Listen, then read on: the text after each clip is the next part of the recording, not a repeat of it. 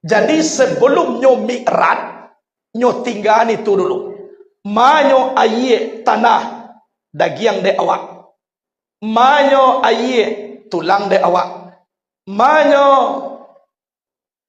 angin urek de awak. Manyo api darah de awak. Adapun api angin aye tanah bernama tubuh nan kasah. Kalau nak ingin kita mi'raj, tolong dipulangan dulu. Dagiang bukannya dagiang malaikat tulang dahulunya. Tulang bukannya tulang malaikat urek dahulunya. Urek bukannya urek malaikat darah dahulunya. Kalau lalanya api angin ayat tanah, mangkotibo di Baitul Maqdis rumah nan suci. Manan hakikat rumah nan suci dia awak, yaitu nyo sabana diri nan kembali ke Nur Muhammad sampai tajali sifat zat yang bernama Allah. Itu yang dikatakan diri.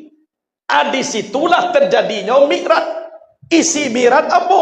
As-salatu mi'rajul mu'minin. Solat itu mi'raj orang beriman. Jadi sebelum tiba di sabana diri, kita tidak diangkat takbir dahulu dah.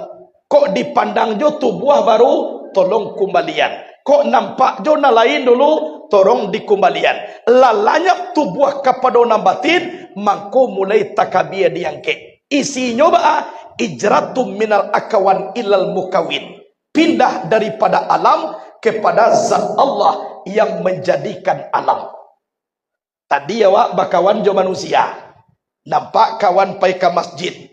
Nampak pulau sajadah ka diduduan. Pas waktu takbir diangkat, yang kawan dak adoh lai. Sajadah dak dicaliak lai. Sama tomatua hubungan antara diri dengan Allah Subhanahu wa ta'ala.